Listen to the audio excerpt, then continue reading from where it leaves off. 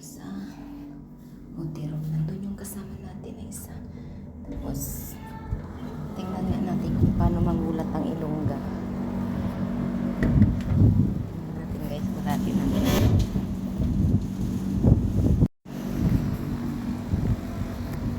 Natin natin siya guys. Buksan na natin. Hoy! Na, ang ganyan pag magulat ang ilongga guys. Ay, bilat dako. Yawa, Jukaros! Punyeta Karos! Pati na ka mo guys, mga ilongga pag magulat ganun. Ay, bilat dako. Ano pa ganing iban?